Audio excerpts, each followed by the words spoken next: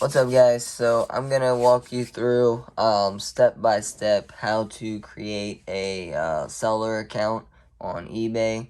Um, I noticed a couple of other sellers. They actually have a couple of different eBay accounts. I mean, if something happens with one, you still have the other one. If, God forbid you get any type of restrictions or anything on one account while you're waiting on that to get cleared up, you still have your other account to keep your business moving, which is always great. That way, your sales aren't just completely stalled, or in other cases where one account might not be doing so hot that day, the other account might be able to pick up the slack and kind of compensate. Or both accounts just might start killing it, which is always great for everybody. But anyways, so what you're going to do, you're going to want to go to eBay.com to start with. So you go to eBay. Once you're at eBay, you're going to want to click sign in. Once you go here to sign in, I've already logged in, so I'm going to switch account. Okay, so once you get to here, the sign in screen, if you already have your account, you're just going to hit email and your username and press continue, and then it'll ask for your password. But we're going to create a new account. So once you get to this page, you're going to press create an account right there. Once you click that, it'll bring you to this screen here. Now, there's two options here. You have a personal account and a business account. I don't want to lie to you guys. I personally have no idea whatsoever about the personal account. I only know about business account, and that's because that's what I use. I own a couple of different businesses. My resale business is a sole proprietor, so that's what I use for that.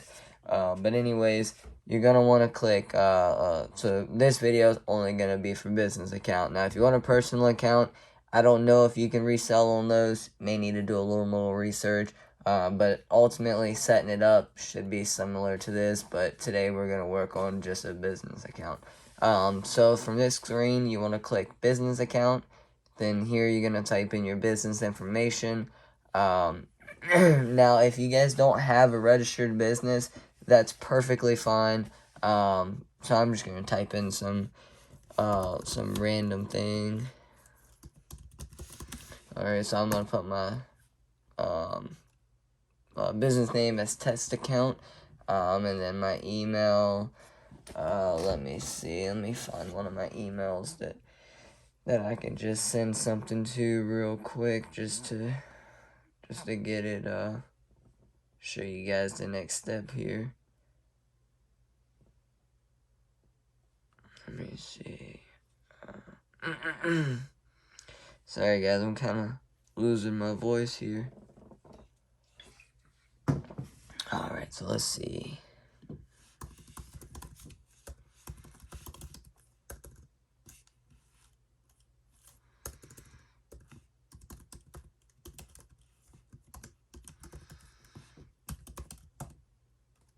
Alright, for password, I'm going to choose my own.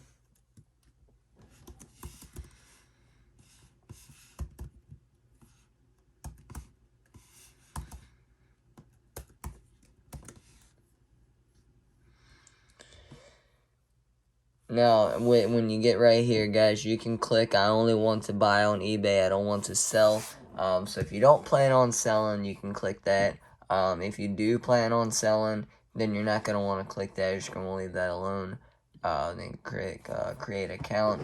It's going to ask you to verify your email. Let's see.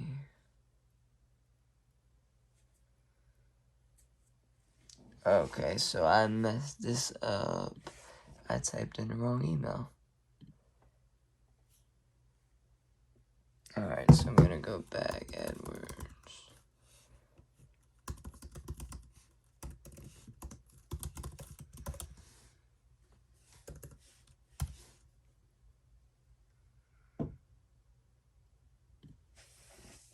Alright, here we go.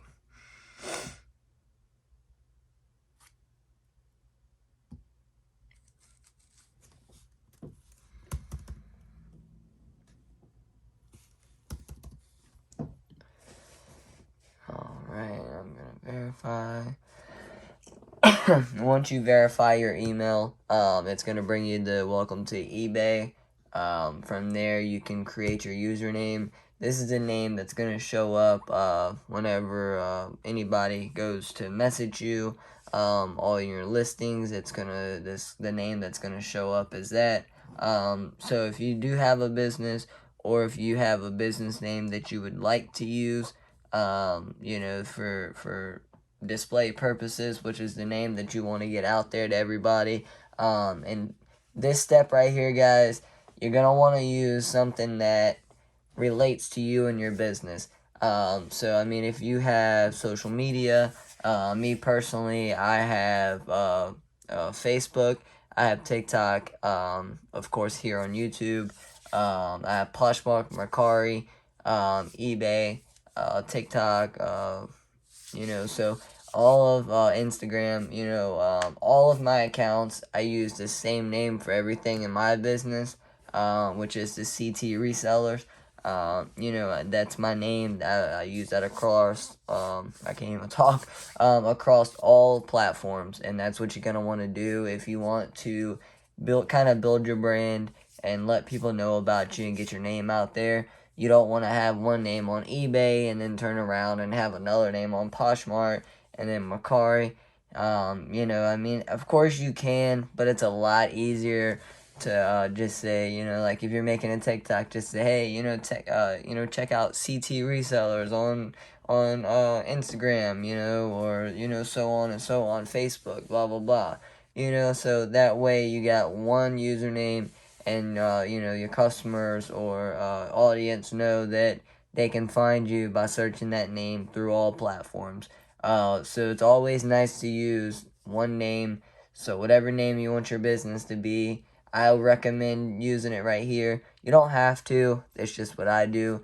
And that way, whenever I make my, cards or anything like that, of course I put a couple of different links to all of them up there, but it's always, when I first got started, before I really got into it full time, I just had on my business cards, check me out, or check out my items across all platforms.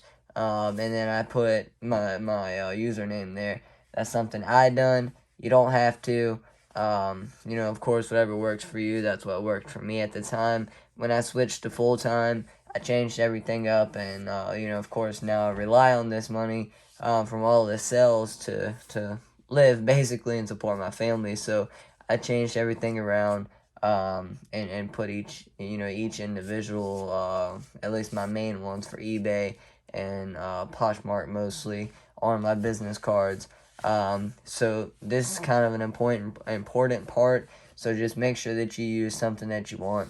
Now you can skip it. So I'm gonna skip here because I'm not even gonna use this account. I'm just kind of putting it up here just to show you it as an example. So I'm gonna skip it. And then it's gonna bring you here. This is one of the this kind of decides the fate of the account, so to speak.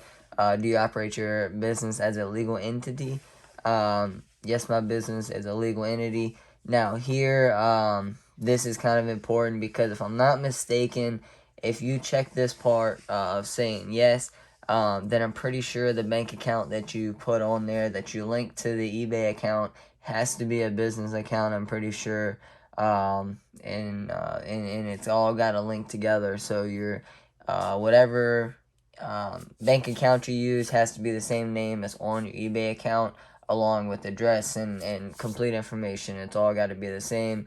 Tax ID number, your incorporation, LLC, whatever entity you are, it's all got to match. I'm pretty positive that's how that works. I could be wrong on that, but I'm pretty sure, if I remember correctly, I was talking to someone else and that's how it was. Now personally, I use for all my reselling, I'm just use a sole proprietor. I did a tax ID number. I've got all that. I've got my resale license, but I'm just sole proprietor for all of it. And that's another video I'll get into later, guys. With sole proprietor, you can get a tax ID number, or you can just set it up and use your social security number. and that'll work. It also as a sole proprietor business. So it's totally up to you. Personally, I don't like doing my social, so I went ahead and got my tax ID number. In my state, it's free. You can go onto the website, and apply for it, and it gives it to you instantly. I don't know how it is in the state that you're in, but mine was free, and I'm in Virginia. So anyways, I'm going to put, no, I manage my business as a sole proprietor or owner. And then it says, this means, right here, this means you're selling under your own name, not as a registered business. Now, a registered business, don't say, oh, well, I have a business, so let me put that there. You can have a resale license, you can have an actual business, but the legal entity, that just means that you're like in a corporation, like you're an LLC, you're an S corp, or a nonprofit, or so on and so on. So that's what the legal entity means. So I always click the no, I manage my business as sole proprietor or owner, which it still means you have a business. It just means that you're not registered as an LLC or anything like that. And personally, with reselling, I never felt the need to do that. Everybody's different. Whatever works for you, might not work for me, or what works for me might not work for you. So it's always something that's something that you're going to want to consult someone else, maybe a tax professional or something like that. They can give you a little more advice on what you'd want to file. I know some people get tax breaks for certain things. Personally, I just went ahead and sole proprietor. It works for me, and it's a little quicker and easier, and it's not so much, like an LLC. I know how to set them up. To set one up by yourself, it costs right about like $125 to $150, give or take, to do it all yourself with the tax ID number, the LLC and corporation. So it's not too bad, but if you go through someone to get it done, I mean, it could run $500, $600 to $800, give or take, just depending where you go. So it's a little cheaper, faster, quicker to do sole proprietor. But again, that's another video for another time. I'll have to check that out later. I'll put one up before too long on that. So I'm going to click no. And that's going to bring us here. This is your identity information. So all you're going to do is put in all your information here. Now, right here, when you get down to the last four of Social Security number, or ITIN, the ITIN, that is going to be your EIN number, which is your tax ID number, basically. It's they call it a couple different things: ITIN, EIN, tax ID. It could be named, a couple of different names. But basically, that's gonna be the last four of your Social Security number if you don't have a tax ID. But if you have a tax ID and you want to run everything through that, which personally is what I recommend, then put in all your information and then put that in there for that, and then just press continue. Once you do that, it's gonna just take you to the page. Now, I'm not gonna continue setting this up because I literally just set one up. So I'm gonna switch over to my iPad and continue the video from there. So once you press continue, it's gonna take you to the account. It's gonna tell you everything's set up. Now I'm gonna kind of swap out over here.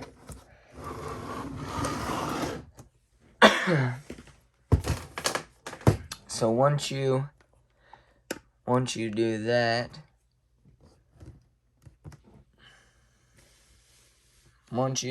so it's gonna bring you to,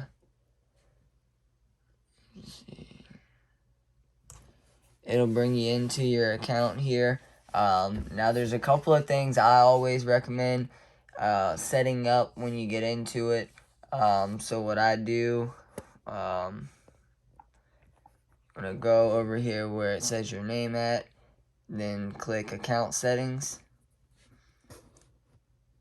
Now at this right here, once you press continue on that last page, where once you type in all your information, the next step from there will be your banking information. So that's where you set up your bank account. You can do it through their little secure thing where it logs in and it verifies the bank account instantly. I recommend doing that. the verification process, if you do it manually, typing in your account routing number, it can take a little while, which can stall sales, because if you get if you get some things listed and get a sell, then you gotta wait for the bank account to be verified before you can get your payout. So once you get into here, just click your name up in the top left, hit account settings, so click there, account settings. It's going to bring you to this page here. From here, you can click a couple of different things. Business information. Let me see.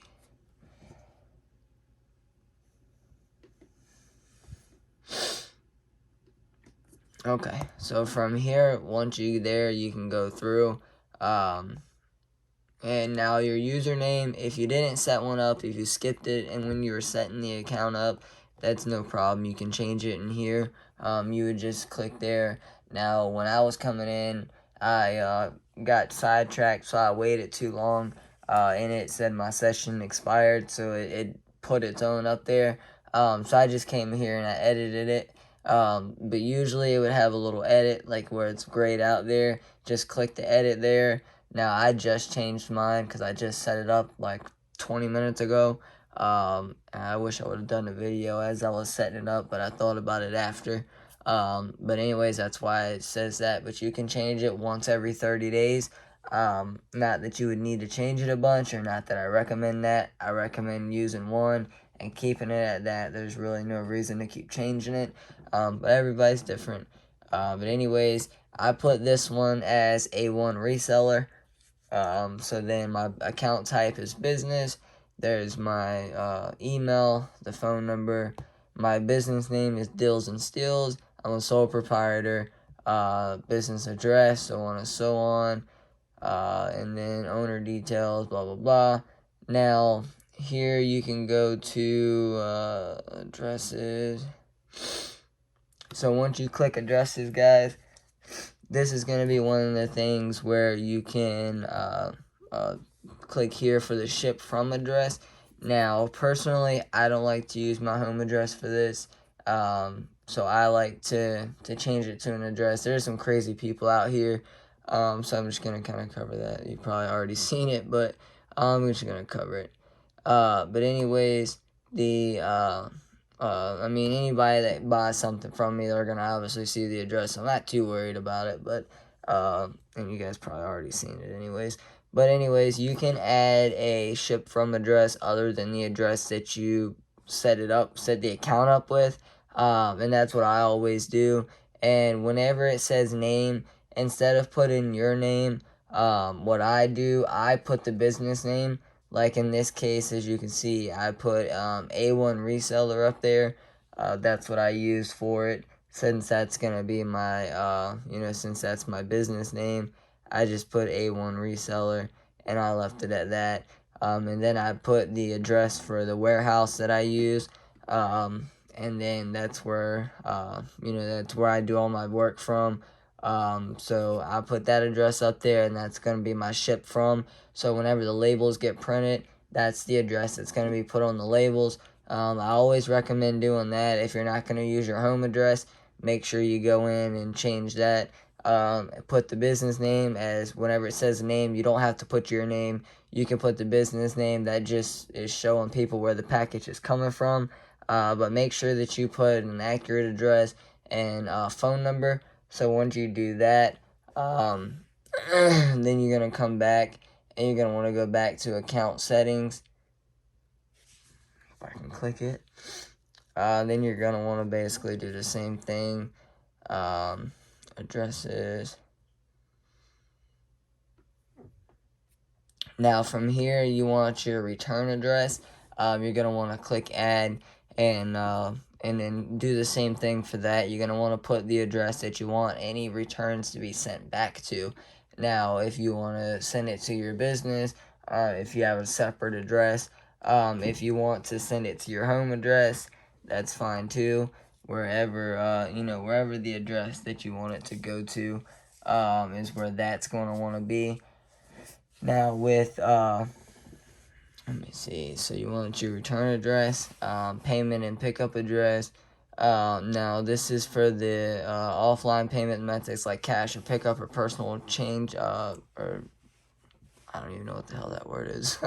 But this is something like if you're gonna do like in-person pickups, for like local people that purchase locally, that's where you're gonna want to set that up there. Like if you like to meet people at Lowe's, or Walmart or whatever the designated meet spot, that's where you're gonna set that up there as far as the address and how you want to handle the payments and everything to be able to log it in to keep track if you want eBay to keep track of it.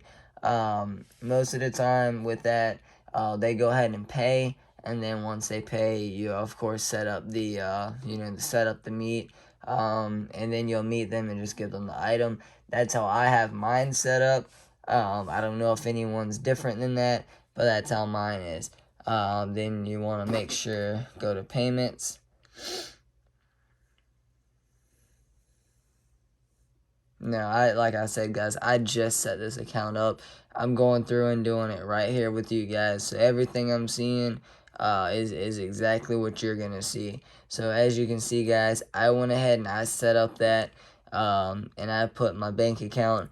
I'm obviously not gonna put my debit card information up here while I'm on making a YouTube video. But now personally, because eBay does do a instant payout thing, I prefer instant payouts. It does take a small percentage of the funds, but personally, you're gonna wait 24 to 48 hours, sometimes 72 hours for the standard payout to go into your bank account, or you can just pay. I think it's like a 1% fee.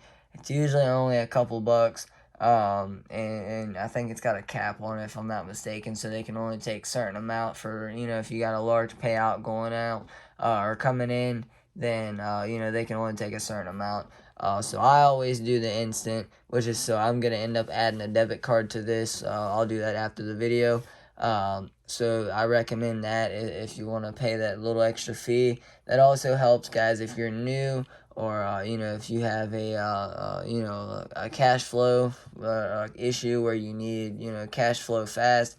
So once the payments are done processing, then obviously you can cash that out and you can get your funds like literally immediately. As soon as you press cash out, you can check your account. It's usually in there within 20-30 minutes.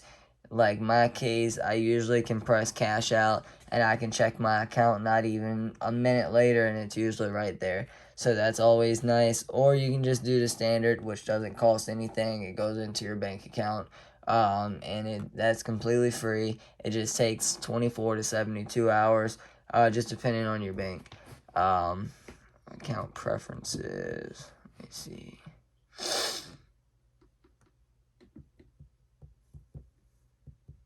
Alright, so if you have any employees, guys, like if you have any helpers, maybe you got somebody that helps you do your listings, maybe you got somebody that helps you ship, package stuff, then that's where you would let them, put them in there. And you can also limit what employees can see. See, you can about access permission for multiple users, user accounts. So you can limit who sees what on the account. That way you don't have an employee that's changing your bank account or no craziness like that. So that's always nice. Then you got your activity log here. This where it shows, who did what and whatever else. This your advertisement preference. This kind of just goes over what your advertisements and stuff. Like see here, this select framework partner store and or access information on a device. What this means, vendors can store and access information on the device such as cookies, blah blah blah. Select basic ads. To do basic ad selection, vendors can use real-time information about the context in which the ad will be shown to show the ad, including information about the content and the device, such as device type and capabilities, user agent, URL, IP address. So all this just stuff, you don't have to do any of this stuff personally. But then, if you're a stickler, for some of this stuff, then definitely go through and set that up. Personally, I don't really care about any of this. I'm not gonna set up to where this is linked to. I'm not gonna set my eBay account up to where it's linked to my Facebook or any of that. But you can, and that's kind of what all this is, like, how to use eBay and certain personal information about you with TikTok via TikTok Pixel, Microsoft Bing, and so on and so on, Pinterest, Facebook. I don't use this, but if you are somebody that does want to link to your eBay account to your personal social media or even a business social media, then that's where you want to go to do that, or at least set the preferences for it. And that'll kind of tell eBay what to and not to share with that platform. So if you have stuff that you want to share on Facebook but don't want to share it on TikTok, then you can kind of adjust that in these settings here.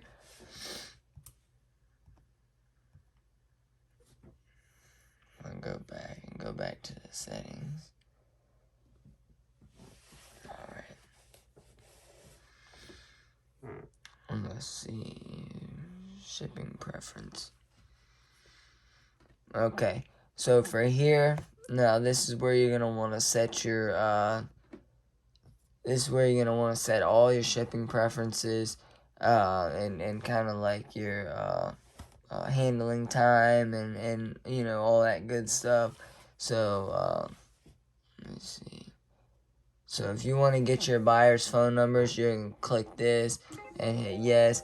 Personally, I don't care about their phone numbers because you really don't need their phone numbers.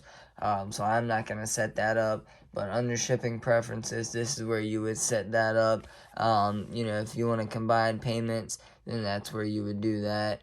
If you want to do flat rate, calculated shipping, promotional shipping rates, so if you want to give discounts for it, so on and so on. If you want to set like your processing time and all that stuff, you do it here. So personally, I'll set all this up later, but this is where you would go to do that at. Let me see. Maybe I can hit back. No, it didn't take me where I want.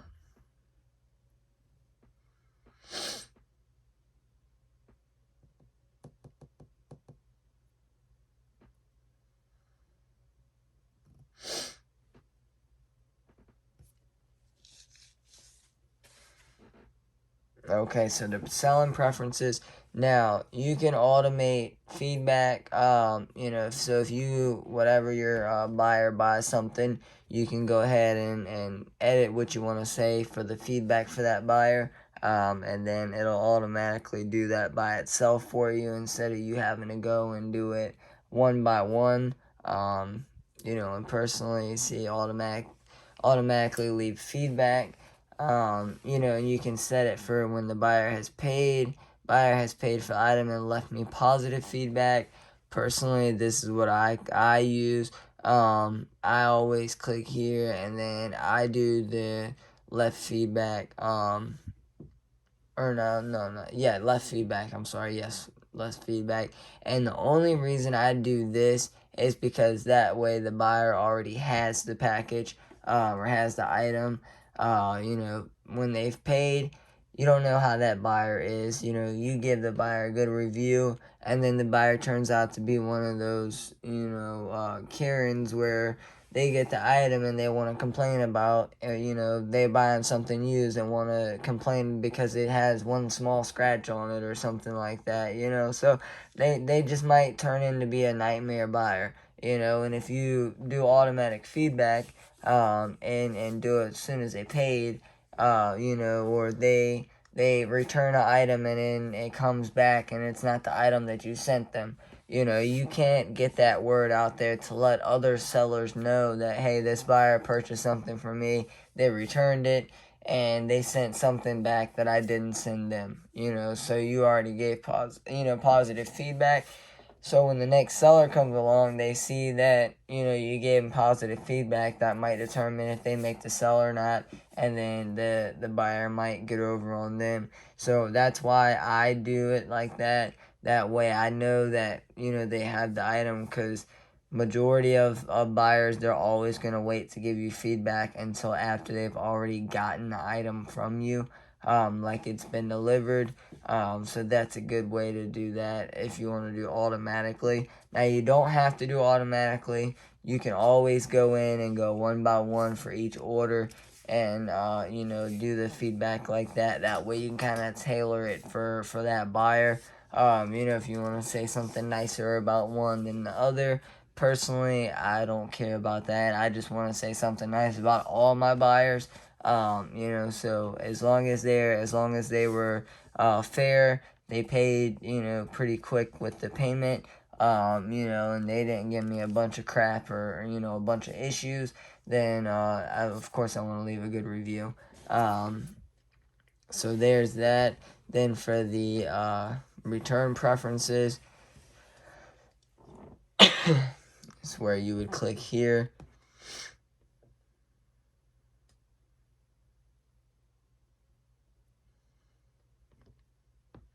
Okay, so here, where once you get here, so this here, guys, if you want this part, your total refund is, so when a buyer requests a refund, let them keep the item and automatically send a refund if the total refund is or less. So basically, like, if say they purchase, because some items just isn't worth getting back, guys. If you only have an item that's like a $10 item, for example, or a $5 item, that's kind of like the lower cost items are really bread and butter, guys. 10, 15, 20, hell, even $5 items, if you sell a bunch of them and it's a hot item, if you can sell 15 $5 items in a day, that's pretty decent, but in those cases there, it would cost more to get it shipped back to you than it would cost just to give them the refund, mend it, let them keep the item, usually get you good feedback, and kind of tuck your tail on that one, write it up as a loss. Every business has losses, just kind of take it in stride, basically. So in that case, what I always do, I put the total refund. I just put if it's $10 or less, then just go ahead and refund them. Or you can pick one of these items here. Doesn't fit, changed my mind. Found a better price, don't like it, ordered by mistake, item is defective, doesn't match description or photos, received wrong item, missing parts or pieces, arrived damaged, arrived too late, doesn't fit my vehicle, so all of those are reasons that you would give a refund and allow them to keep it. Now, I don't check any of those. I always just do $10 or less. Because, I mean, if you said this, like, it doesn't fit, if you got a $70 item, and you put that up there for the doesn't fit thing, then they can say the item doesn't fit them, the eBay is going to automatically refund them, and then you're out of your item, so always make sure that you set the total, because if you leave the total blank, but check doesn't fit, then eBay doesn't know what you want your total to be. So then all of a sudden you got a $70 item that's not coming back to you, and eBay done went ahead and refunded the buyer $70 because you only picked doesn't fit, but never told eBay, hey, don't send refunds for less than, for anything over $10. So want to make sure you pay attention to that.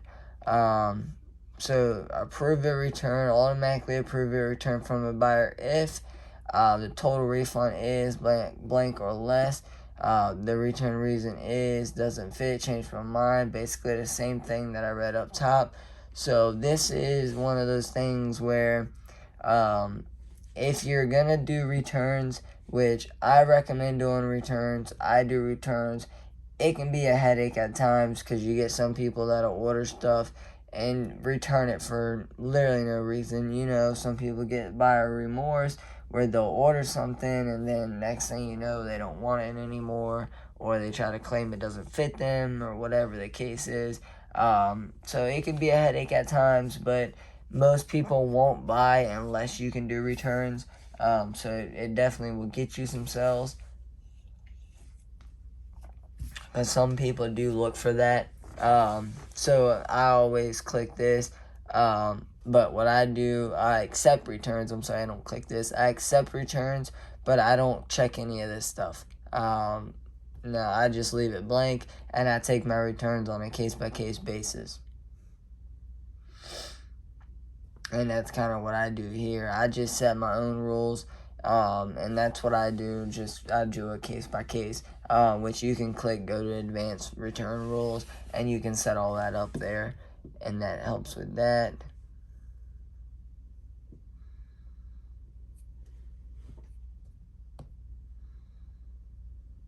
Let me see, I believe that's it.